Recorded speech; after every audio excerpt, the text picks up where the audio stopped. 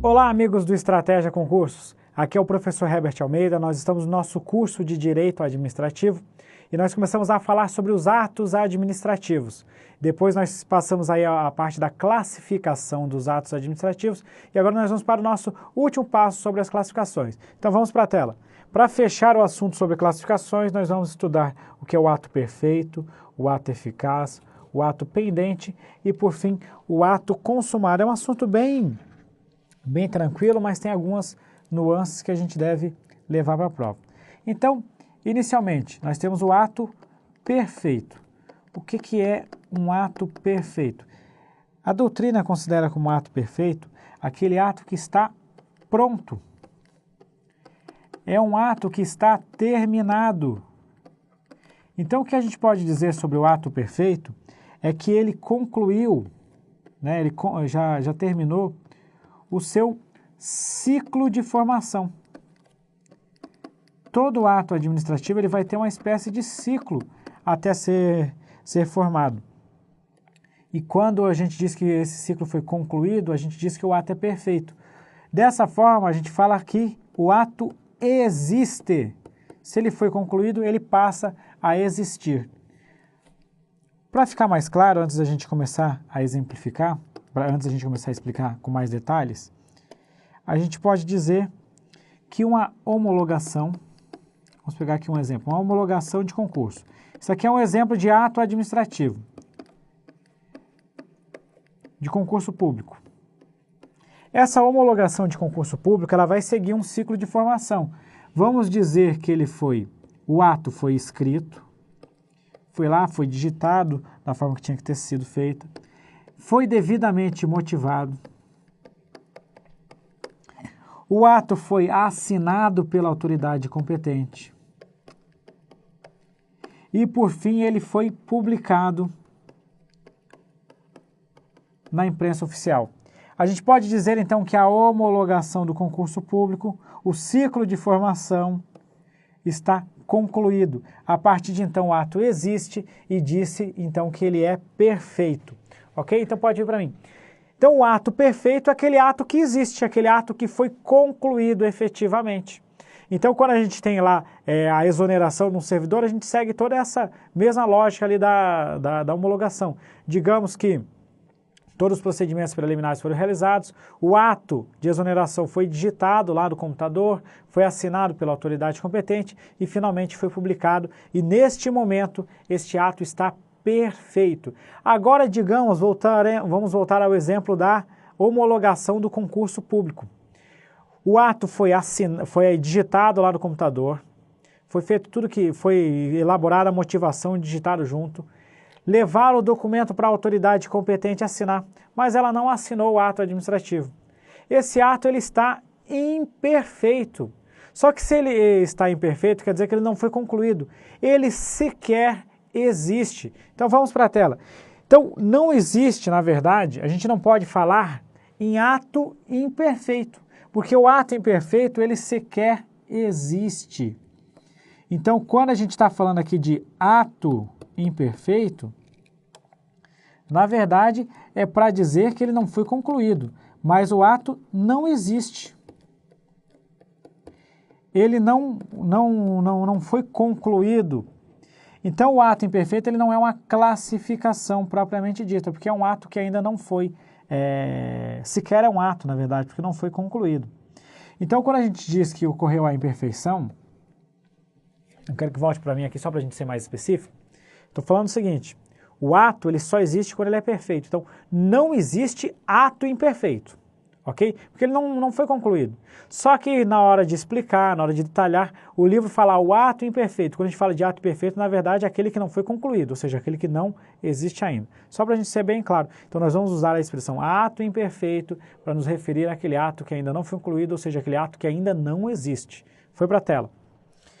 O ato imperfeito, então, ele não está pronto. Se ele não está pronto, ele não foi concluído. Então é isso que a gente deve ter sempre em mente. Um ponto ainda sobre o ato perfeito que a gente deve levar aqui para a nossa prova, agora voltando aqui a escrever sobre o ato perfeito, é que ele não deve ser confundido com o ato válido. A gente viu no vídeo anterior aí que o ato válido é aquele que está em conformidade com a lei.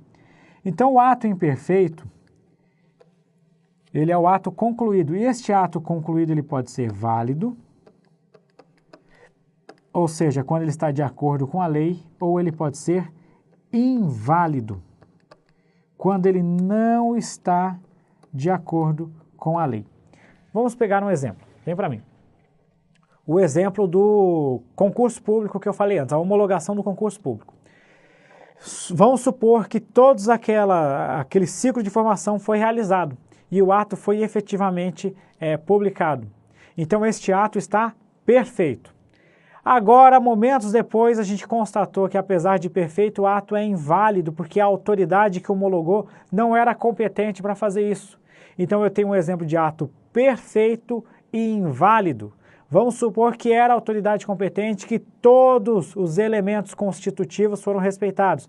Então, o ato será perfeito e válido. Isso quer dizer o seguinte: os atos perfeitos podem ser válidos ou inválidos. Agora, vamos inverter, vamos para outra ótica. Todo ato válido, ele é perfeito.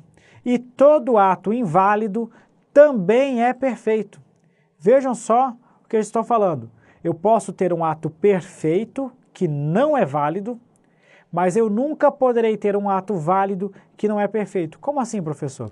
Porque se o ato não é perfeito, ele não existe. Então eu só posso analisar a validade ou invalidade de um ato quando ele estiver concluído. Então somente após todo o ciclo de formação eu vou poder analisar aquele ato administrativo e dizer se ele é válido ou inválido. O resultado é o seguinte, foi para a tela. Todo ato perfeito, os atos perfeitos podem ser válidos ou inválidos. Por outro lado, todo ato válido é perfeito. Concorda comigo? O ato já foi concluído. O mesmo ocorre com o imperfeito. Todo ato inválido, melhor dizendo, todo ato inválido é perfeito. E aí vem uma pergunta, vem para mim. Eu posso dizer que existe um ato imperfeito e válido? Não, se o ato não foi concluído, eu não posso analisar a validade. Eu também nunca terei um ato imperfeito e inválido, porque se o ato não foi concluído, eu não posso novamente analisar a validade para dizer que ele é inválido. Ou seja, o ato inválido, o ato imperfeito não existe, portanto, não existe nenhuma situação ato imperfeito e válido ou inválido, ok? Foi para a tela. Além do ato perfeito, eu vou ter o ato que pode ser considerado eficaz. A eficácia, ela diz relação à produção de efeitos jurídicos de um ato administrativo. Então, quando eu digo que o ato é eficaz, eu posso concluir que ele está apto, melhor dizendo, ele está apto a produzir, ele está disponível para produzir os chamados efeitos jurídicos, os efeitos do próprio ato administrativo. Isso quer dizer, então, que o ato, ele não depende, esse ato ele não depende de evento posterior. Ele não depende, por exemplo, ele não vai depender de vamos botar entre parênteses aqui, daquilo que a gente estudou lá na hora de falar dos elementos dos atos administrativos, ele não depende de um termo, ele não depende de um encargo do seu beneficiário, ele não vai depender de uma condição suspensiva, que é aquela que impede o início da produção dos efeitos. Não depende, por exemplo, de uma autorização da autoridade competente. Não depende de uma homologação. Ou seja, a partir do momento que está apto a produzir os efeitos jurídicos, o ato já poderá entrar aí no mundo jurídico produzindo seus efeitos. Então, vem para mim. Então, se a gente tiver lá a nomeação de um servidor, a partir do momento que ela foi realizada, ela está apta a produzir os seus efeitos, que é o quê? É convocar lá os candidatos para tomar a posse e passa a representar aí um elemento, um direito subjetivo de quem foi aprovado no concurso e, consequentemente, nomeado. Então, o ato eficaz é aquele que está apto para produzir efeitos jurídicos. É o ato que não depende de um efeito jurídico. Desculpe-me, ela fala, não depende de um evento futuro para passar a produzir os seus efeitos. Vamos para a tela. O contrário do ato eficaz é chamado aqui de ato pendente. O ato pendente, então, diferentemente do ato eficaz, a gente pode dizer que, embora, ou seja, mesmo que ele esteja perfeito, ou seja, o ciclo de formação dele foi concluído, ele depende de um evento futuro. Vejam só que ele é praticamente o inverso do ato eficaz. Ele depende de um evento futuro para produzir os efeitos jurídicos. Então, ele vai ter lá, por exemplo, um termo, um encargo, alguma autorização para passar a produzir os seus efeitos. Tá ok? Então, vem para mim. O ato eficaz está apto a produzir efeitos e o ato pendente depende de algum evento futuro para passar a produzir os seus efeitos jurídicos. Tá ok? Voltando para a tela. Além do ato eficaz e do ato pendente, a gente já viu, a gente vai ter por fim o ato consumado. Também é chamado aí pela doutrina de ato exaurido. Ele é exaurido porque todos os efeitos que ele se propunha a produzir já foram concluídos. Ou seja, já produziu esse ato administrativo, ele já produziu ou exauriu todos os efeitos, todos os seus efeitos para o qual ele foi criado.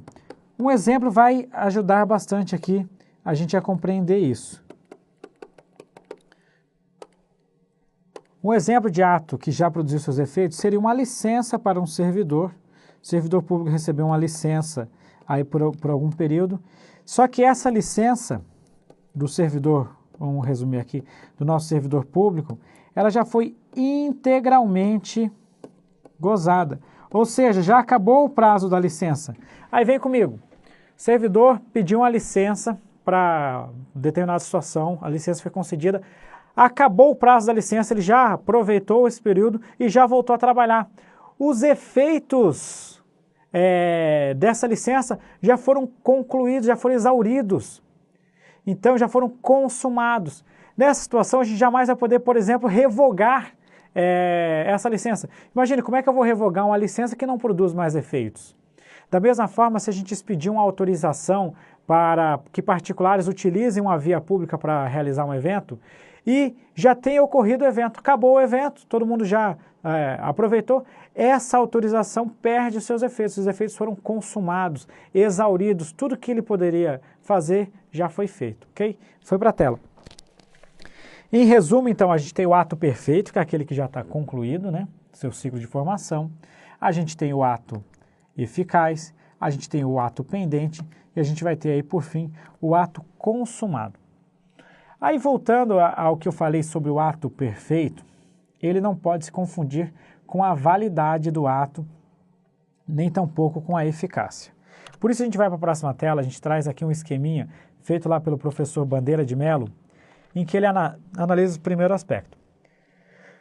Eu posso ter no mundo, no nosso direito administrativo, um ato que é perfeito. O que é o ato perfeito? Vamos detalhar. Concluiu Esse ato concluiu o ciclo de formação. É o que a gente viu na tela anterior. Concorda comigo? Ele concluiu o ciclo de formação, ele está pronto. Esse ato pode ser válido. A validade não pode ser confundida com a perfeição. A validade é a conformidade. Eu vou dizer o seguinte, então, esse ato está conforme a lei. Ou seja, os seus elementos de formação, competência, finalidade, forma, motivo e objeto foram respeitados. Então, o ato, além de perfeito, de ter sido concluído, ele é válido. E ele pode ser também eficaz. Se o ato é eficaz, significa que ele está produzindo seus efeitos jurídicos. Então, vem para mim. O ato foi concluído, ou seja, o seu ciclo de formação está pronto. Esse ato é perfeito.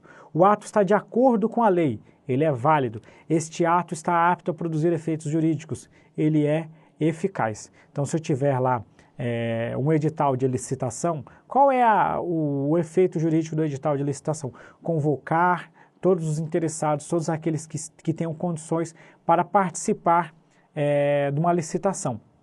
A partir do momento que ele é publicado efetivamente, ocorreu a publicação lá do resumo do edital de licitação, não existindo mais nenhum impedimento, esse ato está concluído, né? Teve todo o seu ciclo de formação, pode estar válido, vamos considerar que tudo foi respeitado, que está tudo de acordo com a lei, ele também é eficaz porque já está produzindo seus efeitos. Vamos para a tela. Mas eu posso ter também um ato que é perfeito, ou seja, ele foi, agora vamos colocar de forma resumida, ele foi concluído o ciclo de formação. Então, concluiu o ciclo de formação, só que esse ato está com algum vício, então esse ato é inválido, ou seja, não está conforme a lei. Mas esse ato pode ser eficaz. Agora, aqui com certeza é o ponto onde a gente vê o maior número de dúvidas. Vem para mim. Entre os atributos dos atos administrativos, nós vimos lá que os atos presumem-se legítimos, a presunção de legitimidade dos atos administrativos. Vimos que a consequência da presunção de legitimidade é que os atos, eles presumem-se de acordo com a lei e por isso eles passam a produzir os seus efeitos jurídicos, ainda que possuam algum vício. Então, até que seja declarada aí pelo Poder Judiciário ou pela própria administração pública a ilegalidade do ato administrativo, até que seja declarada a anulação dele, o ato vai estar apto a produzir os seus efeitos jurídicos. Então, chegou lá, no caso da concessão de uma licença, a autoridade concedeu a licença sem ser competente para isso.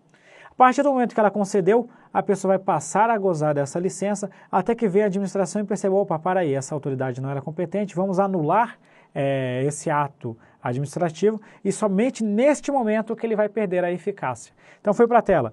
Com base então no princípio da presunção de legitimidade e também da imperatividade, o ato perfeito, ainda que possua uma invalidade, ele vai ser eficaz até que seja declarada a sua nulidade. Ok?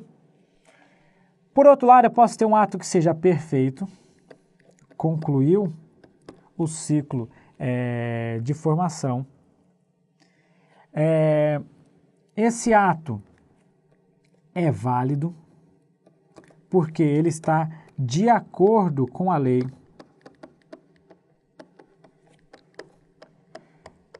No entanto, esse ato é ineficaz, pois ele está pendente